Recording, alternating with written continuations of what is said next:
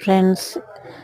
நேற்று நைட்டே வந்து சம்பளம், அதுக்கப்புறம் எலுமிச்சம்பழம் ஊறுகாய் நல்லா ஊறி போயிருந்துச்சு. அதை வந்து ஊறுகாய் போட்டாச்சு. அல்ஹம்துலில்லாஹ். இன்றைக்கி வீட்டு மசாலாவில் வந்து செஞ்சனால இளஞ்சிவப்பாக இருக்குது. கடை மசாலான்னா வந்து ரொம்ப டார்க்காக இருக்கும். நான் வந்து இது வந்து நல்லா தூய்மையான நம்ம வீட்டில் அரைச்ச மிளகா பொடியில் செஞ்சது. அதுக்கப்புறம் வந்து எண்ணெய் எல்லாமே நேச்சுரல் பொருளுங்க தானே நம்ம செய்யறது. எந்த கெமிக்கலும் வந்து ஆட் பண்ணாமல் செஞ்சுருக்கேன். இது வந்து சம்பல் வந்து 10 ரூபா பாக்கெட்டு தான் இப்போ போட்டுக்கிட்டு இருக்கேன்.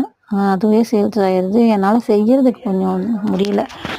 நிறைய குவான்டிட்டி செய்யும்போது ரொம்ப காலெலாம் பெயின் ஆகுது. என்ன பண்ணுறது? கேட்குறாங்க, நிறைய பேர் கேட்குறவங்களுக்கு அல்ஹம்துலில்லாஹ் செஞ்சு தான் கொடுக்குறேன். சீக்கிரமே விற்றுறது அல்ஹம்துலில்லாஹ். எலுமிச்சம்பழம் ஊறுகாவுமே சூப்பராக போட்டிருந்தேன். இந்த வாட்டி ரொம்ப சூப்பராக வந்துருந்துச்சு. என் பையனே வந்து எப்போ சொல்ல மாட்டான், அவனே சொன்னான். போன தடவை வந்து பயான் நடந்துக்கிட்டு இருக்கு. சரி அதையும் கேட்போம் போய். இங்கே வந்து 50 கிராம் பேக்கெட் வந்து இப்போ ஆஃபர் மாதிரி கொடுக்கலான்னு இருக்கேன். ஏன்னா இப்போ வந்து விலை வந்து எலுமிச்சம்பழம் கம்மியாக தான் இருக்குது. அதனால் நம்ம கம்மியாகவே வந்து ரேட் கொடுப்போம் அப்படின்னு இருக்கேன். மசாலா, எண்ணெய் எல்லாமே ரொம்ப ரேட்டு ஜாஸ்தி தான். இருந்தாலும் வந்து டேஸ்ட்டு வந்து எல்லாருக்கும் போய் சேரணும்னு பார்க்குறேன். நிறைய பேர் வாங்குறதுக்கே யோசிப்பாங்க. அதுக்காகவே கம்மி ரேட்டில் கொடுப்பேன். ஐயோ, நான் வந்து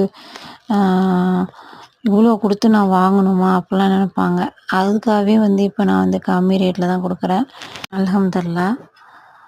துவா செய்யுங்க. அந்த வீட்டுக்கு தான் எடுத்து எல்லாத்தையும் பேக் பண்ணி வச்சுருந்தேன்.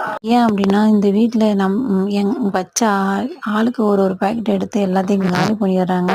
நான் தனியாக எடுத்து வச்சுருப்பேன். எனக்கு வீட்டுக்குன்னே எடுத்து வைப்பேன்.